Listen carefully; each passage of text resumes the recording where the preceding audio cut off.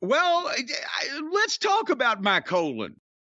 Let's just go ahead and start. Why not? Yeah. Why not get this? This is the happy talk portion of the program, It's folks. the way most wrestling shows begin. Let's talk about the Yeah, I know it's a standard opening for one of the hosts to talk about their colonic experiences of the fucking week, but it's been basically since we spoke on your program, the Drive-Thru, which some people have likened to a colonic experience. It's basically all it's taken up by my time here over the past couple of days. I had the colonoscopy. It's the first time in years that I've paid somebody to stick something up my ass. And I'll tell you, this was probably... How many years? Oh, several. And, well, now I did have the... What I had the last colonoscopy. I guess it's been 10 years ago now. I had my first one. See, it was an anniversary where you do these things on a regular... As you get older, you do things like this with more frequency. The next one's buy one, get one free. I understand. Well, exactly. I've got a card now. They stamped with the, but anyway, but no, you got to take care of yourself when you get to a certain age. So anyway, I'll tell you, my doctor, Dr. Vinny Boombots, I talked to him on the phone the other day. He's trying to take care of himself, but he's old and sick and tired. But nevertheless, he had to quit. He had to quit doctoring because of illness and fatigue. People were sick and tired of him. Anyway. Thank you, King. We'll talk about you later on. This is my colonic story. So the last test that I am scheduled for in my annual battery of examinations to find out what the fuck might be medically wrong with me, they can find nothing. And I know that can't be true. So they're not looking in the right place, although they pretty much covered every square inch now. This was the last test I had to discover if there's anything seriously wrong with me, right?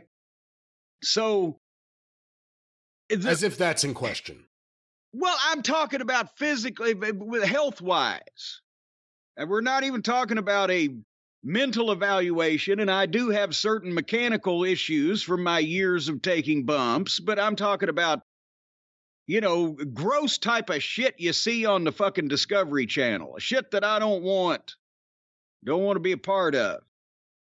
But they say on these things that the preparation is worse than the experience, right? Well, I don't know about that. I wasn't a fan of either one. But if you start it was scheduled for Thursday morning. So Tuesday evening, my evening meal is the last time I can have any solid food. And of course, now I'm freaking out about it. You know how I'm about medical shit. So I'm thinking, well, I'm not going to have a big Beef O'Brady's blowout with the 1 pound OMG burger with 6 slices of bacon like I'd like to in case this is my last meal, because they're going to put me under. They're going to put me to sleep. But at the same time, then I'm thinking, well, fuck, that's a half of a fucking side of beef. That'll take days to travel through no matter what kind of force is applied to it or external situation comes the following day. So I'm going to eat light. I had a ham and cheese sandwich, which was not a fulfilling final meal. So I'm thinking they better take care of me. I can't go out this way like a fucking ham and cheeser. So then Wednesday, I'm trying to conduct my normal business. I've got merchandise to sign for Cornette's Collectibles so Hotchkiss can get that out to the people. And my contractor, Mr. Wright, he's out there. He's working. They're working on some stuff. I'm trying to monitor that. But at 1 o'clock on Wednesday, I can only have liquid all day, but I'm supposed to take these laxative pills. It's over-the-counter shit, right? They sent me a list of shit to buy, and Stace actually went out and got it, because I was probably not going to do that. And she made me take it by going out and buying it. Anyway, so I look into, and it on the directions, it says take 2 of these pills with 8 ounces of water. And, that's what you're supposed to do. Well, the instructions that the doctor sent me said take 4 of these with 8 ounces of water. I'm like, oh, they're really going to blow me out, right? So I take four of those and 8 ounces of water and go on about. I'm signing books and stuff, and I'm back and forth. And after a couple hours, I don't feel it. I'm like, what the fuck kind of weak ass shit is this? Right? This ain't gonna be no big deal. I haven't felt a rumble or a fart coming on or anything. And then at 4 o'clock, I'm supposed to. Now the problem has become, I'm supposed to start drinking this other shit. And Brian, you know I'm addicted to the Sprite Zero. I got the Sprite monkey on my back. You've established you don't even drink water. You only drink Sprite Zero. Well, no, because water is just unflavored Sprite Zero. But I like a clear, refreshing beverage. Hold on. Oh, a clear. No one needs to hear that. Refreshing carbonated beverage with a hint of lemon and lime. I don't drink this Gatorade, Powerade, all these aid stuff. It's like flat cat piss flavored with fucking fruit rinds, right? And there's no carbonation, and there ain't no goodness in there. But what I'm supposed to do is take 64 ounces, and Stace got me the lemon lime because I'm not supposed to have anything red. That could look like I'm bleeding out, apparently, from an internal camera. I guess the people that run the Curse of Oak Island are going to be at the camera. They're going to be seeing what's going on in there. When they cored me to the depth of 93 feet and found the evidence of the mine shaft, that's what. Anyway, so 64 ounces of this green lemon lime allegedly flavored Powerade, and then take this bottle of laxative powder, again over the counter stuff, and it said on the directions, it said take a capful of this and dissolve it in whatever amount of water and take that. Well, the directions the doctor sent me said take 8 ounces of this powder, a full measuring cup, and dump it into 64 ounces of a pitcher of this goddamn cat piss green fucking Powerade. And now, in the next hour, you need to drink 8 ounces of this every 15 minutes. Don't drink it any quicker. It may cause you to vomit. No shit. Literally. So just as I'm about to start drinking this stuff and think, well, this is going to make me ill, all of a sudden, I start percolating. Oh, boy. And I'm thinking, you know what? Hold on. Put that in the refrigerator. I'll be back to that in a second. I'm going to run up to the office bathroom where it's quiet and I can stink the place up with impunity and I can have my experience here. By the time that I'm going through the vault, I'm like, oh, shit, I need to hurry up. And by the time I get into the office, I'm doing the butt clench tiptoe thing. And boom, I got in the bathroom just in the nick of time. And there went that ham and cheese sandwich. And then I have to go back downstairs and start drinking this fucking concoction that is apparently like 40 times what they tell the average consumer that buys this shit over the counter to take. And I got to choke that 32 ounces of that down over the course of the hour. And I got to do that again with the other 32 ounces about 4 hours after that. And Jesus, Mary and Joseph, I can understand why that cleans you out.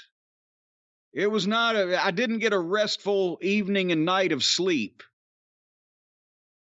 So by the next morning, I was ready to get there and get it over with, right? So Stace has got to drive me because I'm going to be administered some type of drugs. Or I apparently figure that people just don't want to shit themselves while they're driving. But fortunately, by the next morning, it timed out conveniently enough that I'd pretty much done what I needed to do before I got in the car. And we get a beautiful facility, by the way, over there. What are you going to say? Did you ask anyone about that, about the timing? About what goes into the thought process of when you're supposed to start or stop something? When's the last time you're supposed to have something versus, again, You're taking all these things to flush you out, and you have to actually get in a car and go somewhere. Yeah, I did. I took it to previous night, finished that, boom, and they said then don't have anything to drink after about 4:00 in the morning or whatever, and you can have water up until then. And then it apparently it was timed well. As a matter of fact, after this, as I've mentioned to you before we went on the air, after this whole thing was over with, now my schedule is off. My morning Russo the day after was not loaded and ready and became my evening Russo. And as a result, today, I have not yet had a morning Russo. I'm apparently going to take an evening Russo. It could now change the very name of the morning Russo to an evening Russo. I don't know about these things. But getting back to where I was going, beautiful facility over here. The U of L physicians fucking network or whatever the fuck. They're doing better than they are in basketball. I'll get to that here in a little while. But they got a nice place there. Usher me right in, private room, just for the, hour and a half or whatever I'm going to be there. Give me one of the gowns, get in the bed and everything. And then they come in and tell me, okay, this is what we're going to be doing and blah, blah, blah. We're going to give you the propofol. I said, wait, the fuck? It was just on the news, just like 3 or 4 days ago. This woman at a dental office at a strip mall somewhere around town, they gave her propofol to pull her tooth and she died. And they're getting sued over it. I've said, Jesus, I know this is a hospital, but don't consider me like Michael Jackson. Do stop when I get enough. And so anyway, they take all of my vitals and they've got the IV in me and they hook me up to all this shit. And I'll tell you, I'm a pussy about all this stuff, right? Because I know it's hard for everybody to believe and sad for some, actually. It'll bring some to the verge of tears. I've never been seriously ill in my life. I haven't been for anything other than a wrestling related injury. I have not been hospitalized since I was 4 years old. And then I had like almost pneumonia and they put me in an oxygen tent. I still remember that fucking son of a bitch, the way it hissed. And it was actually cool for a little while. No pun intended. It was cool in there. And it was wet and drippy.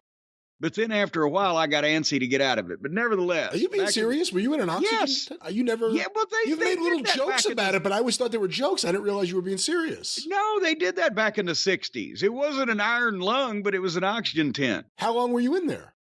Like 3 or 4. Actually. Did you feel like John Travolta in The Boy in the Bubble? It was, like I said, it was kind of cool at first, but the coloring books would get soggy and shit. But I think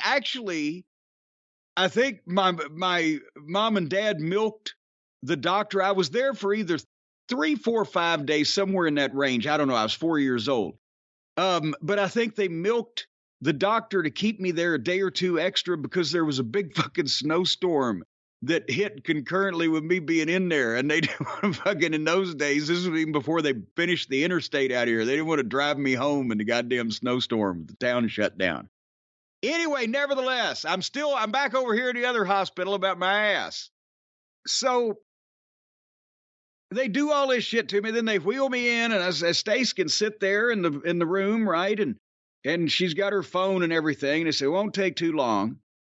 Okay, so they wheel me back there, and as I come in the thing, and they haven't given me anything that I'm still perfectly, awake, coherent, possibly not cohesive, but I'm conscious. And the woman says, it's a woman doctor also. As I told Stace afterwards, she said, well, why wouldn't you want a woman doctor? They're just as I said, I'm not worried about the competency. I'm worried about this woman 20 years younger than I am, from the looks of her, staring up my goddamn Hershey Canal. You'd rather have some old man do it? Well, yes, because his at least would probably look worse than mine. I like having female doctors. I trust them. No, fuck that. Well, only if it was in a more personable, instead of personal situation where we were a little more face-to-face on our first meeting. I'm afraid she saw me at the worst side of me. And especially when, when I was younger, it might not be too bad, but then the doctors were all a bunch of old men. But after things age and droop and drip and weather and things, well, sometimes you want to at least dim lighting. They had all the lights on. Do you think colonoscopy patients should be allowed the option of wearing a mask to cover their face to hide the shame? No, I think the mask ought to be applied to another area. But besides that, here's another thing. What area you'd apply a mask to? Well, goddamn, I guess I don't know. Maybe I could make it a little sling for the boys. Here's something else they told me. I'm in the room. I'm like, well, how long is this going to take? Because I'm already ready to leave before they've started. And the nurse said, let me just check. And she gets on the computer and says, oh, well, you're number 5, but she's just finished number 3. Now, it's 9:30 in the fucking morning at this point. I'm thinking, has she been up somebody's ass since 8 o'clock this morning? And what's she going to do with the rest of her day? How do they recruit people for that profession, for that particular line of work? What kind of day you have in front of you, Millie? Oh, I got like 7 asses before lunch. I mean, somebody out there in the cult of Cornette has to know someone, be someone, have someone in the family, smarten us up, send emails to me and Brian as to how that they chose that particular field of medicine as something that they'd like to spend their days on. Anyway, she said it won't take, it'll be another, because it only takes a few minutes. Okay. Well, anyway, so they've wheeled me in there and they're saying, okay, turn over this way. And then the anesthesiologist, the guy that told me about the propofol, he's like, hey, how you doing? I said, well, hopefully okay. I'm pretty perky. And he says, and he's fiddling with the thing. And he says, you're going to start feeling something any minute now. And just about that time, I started to say, come to think of it, I believe. And all of a sudden, I'm opening my eyes back in the room that I started from, staring at the bulletin board on the wall. And Stacy is staring, as I had asked her to do. I said, you're the last thing I'm looking at as I leave this room. You better be the first thing I see when I come back in. And there she is, leaning over me, hovering over me. I thought she was about to pick up the pillow. But then I found out the nurse was in the room too, so she had a witness. And it was like a fucking hour later or whatever, and they had done the things they were going to do. That shit, if Michael Jackson needed that to sleep, then he was goddamn inhuman, an alien sent from outer space. But what I didn't know, the reason why Stace was still hovering over me is because she says that she's been around most of the time I've come out of anesthetic. When I've had my either the knee operation or the fucking various hernia and the fucking scope and the zabada. And she says before I actually am coherent and speaking to people and have my eyes open, I'm trying to get up, get out of the bed, take some shit off. In effect, I'm needing to go home right then. And I can see that being in my nature. I need to go. So she's holding me down like, don't unplug anything. And then I wake up. And then it felt like somebody hit me in the fucking stomach with a baseball bat. And I'm, oh shit, I'm hurting. I said, what the fuck? They told me, it wasn't going to be painful. And Jesus Christ, I'm trying to sit up and I can't because my stomach hurts so bad. And the nurse says, you need to pass gas. I said, what? She says, you need to pass gas. And just then, I let the goddamn longest, loudest Andre the Giant fart. It wasn't that. It was more like, yeah. Or even. That's an Andre the Giant? Oh, maybe that. Yeah, whatever. No, seriously, the length and sustainability of it. And instantly. Any smell? Or no, did they clean you out so there's no smell at all? No smell whatsoever. Because I said, I'm sorry. And she said, no. She said, do that. Keep doing that. And I'm like, what? And just and here comes another one. And she said, that's good. That's what you need to do. And she's actually now Stacy is also, yeah, come on, baby. And they're applauding and cheering as I let repeated fart after repeated fart. Because the nurse said, well, we've been up there and we took air with us. So you got to get that. And every time I'd let one, I would feel within about a minute, my stomach didn't hurt anymore. But I was literally there while they were cheering, come on, man, you can do it, hey, and applauding me farting. When has that ever happened before in my life? Never, I say. And basically, to go through all of that fucking procedure, the summation of the advice was I need to eat more fiber. Farber? Not Farber. No, he's the guy on CNBC. Faber. Farber, that's right. You're talking fiber. I need fiber.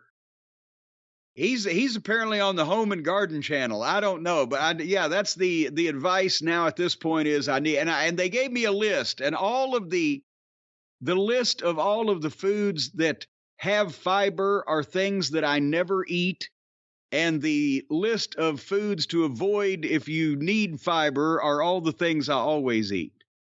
So I may have to have certain adjustments made here, but otherwise than that, because I must admit, I have gone overboard lately on the sweets since I have not really needed to control my weight or lose weight for the first time in my life.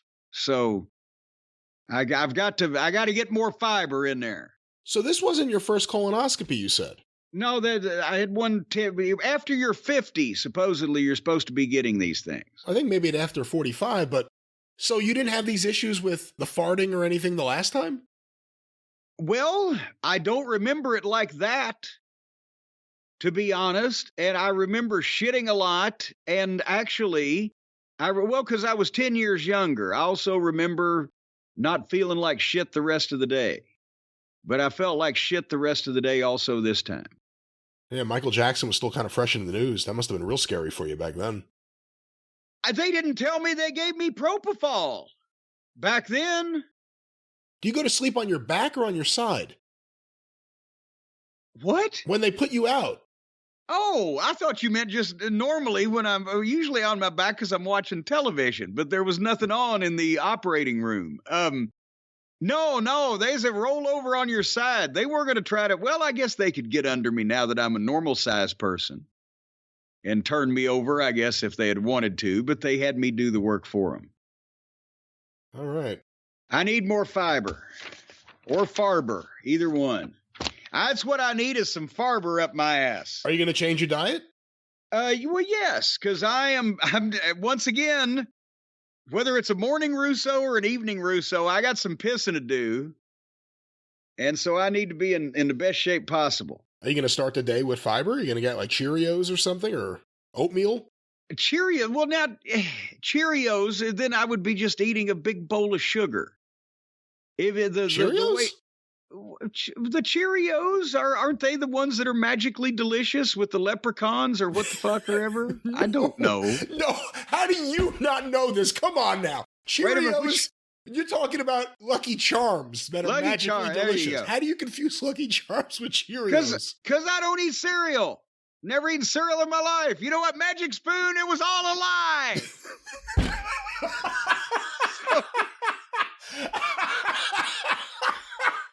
Well, maybe you want to try some Cheerios now that you're going to... Casey ate all the Magic Spoon. I never had... But anyway, so I've got some fiber supplements and some broccoli and some beans and all the other things on the list that they said. But we've got to catch up on some recent miscellaneous stuff. All right, hold on. I'm getting my miscellaneous file out here. And this has been the assy portion of the program today. This has been the yes. Well, it's a medical portion. It's a public service. And here's the thing. If you should do this because they can catch that asshole shit way early and you can still be free to pursue a life of religious freedom or whatever the fuck. But if you just neglect your anal orifice and its associated environs until it's too late, well, then you're just fucked, and not in the way that your ass might particularly want to be fucked. So I recommend by the feather bottoms. By the feather bottoms. So get your ass checked.